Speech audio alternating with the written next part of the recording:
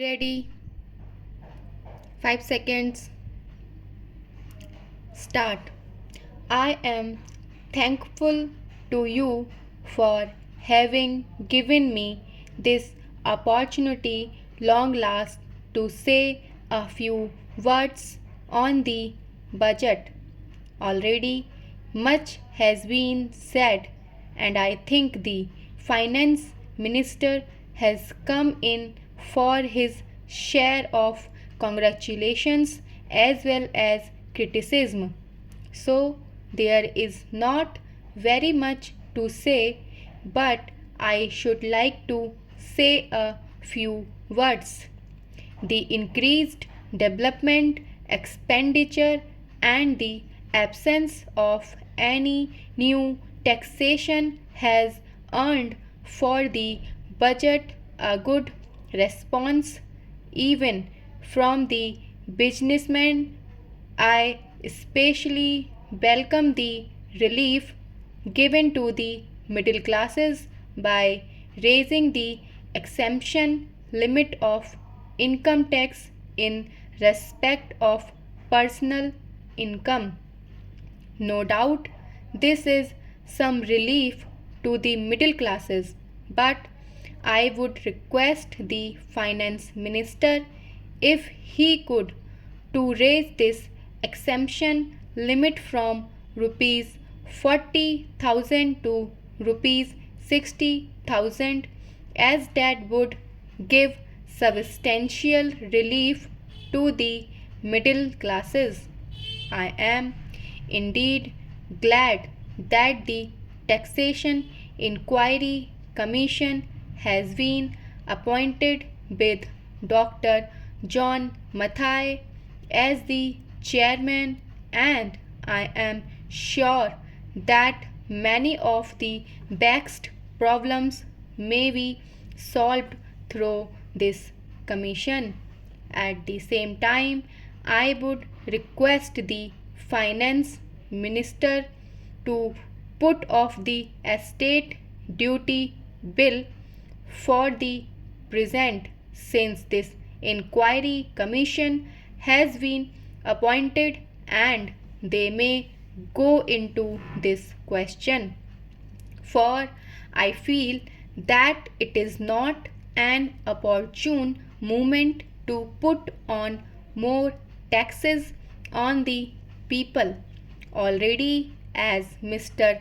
Gadgil has pointed out, there are so many taxes on the people.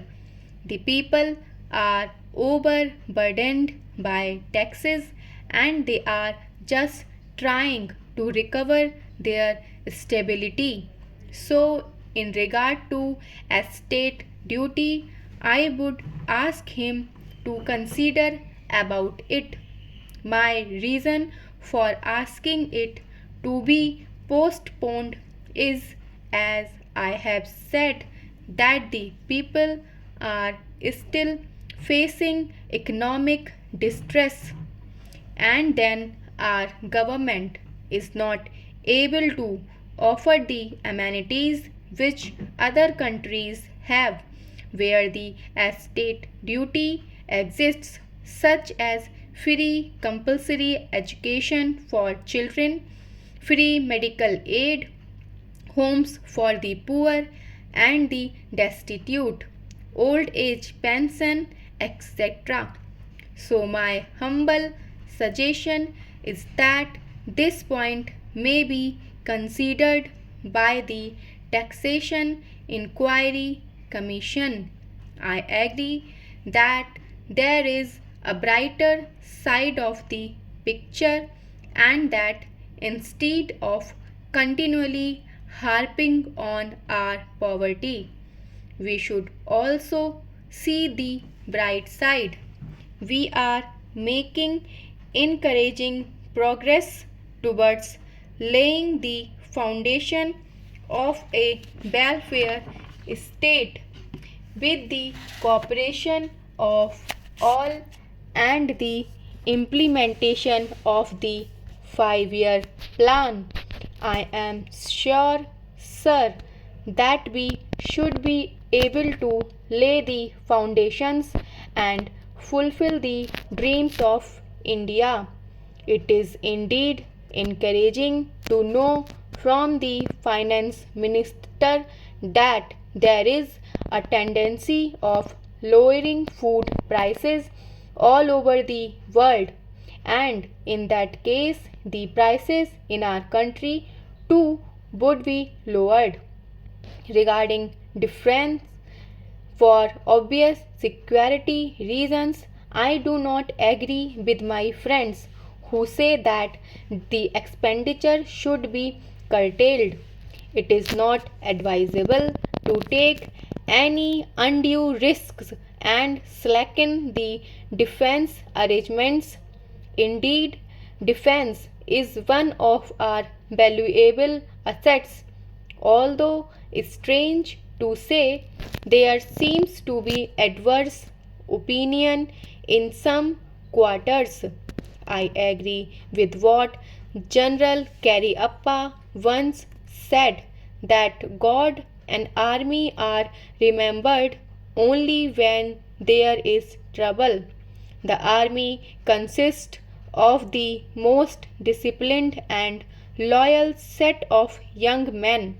It would not be proper to effect economy in the pay of these brave officers, as it would not be an incentive for the right type of young men to join the army, and it would become ineffective and inefficient. I believe already officers who were drawing rupees 40,000 as their pay are now getting only 17,000 and about rupees 1,000 as allowances. That is, they are getting about half of what they were getting before. It is very hard for those officers on field duty to establish separate establishments for their families and for their children, and I would especially appeal to the finance minister to use that the family allowances may be restored to those officers who are on field duty. Economy in army could be effected in other ways. There is scope for more efficient operation of defense industries, which process seems slow, and by purchase policy of utilizing goods and stores indigenous in manufactured. Preferences should be given to country made war material, such as could be produced here and they would be cheaper than foreign made goods. I may also suggest that the armed forces who are not on field service or under any operational commitments could be utilized for giving military training to the youths in schools and colleges, which would teach discipline and loyalty.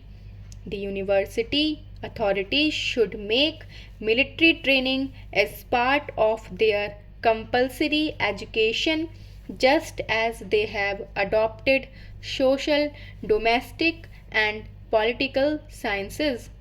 The National Cadre Corps is already inculcating military training in some universities as Bombay and Calcutta.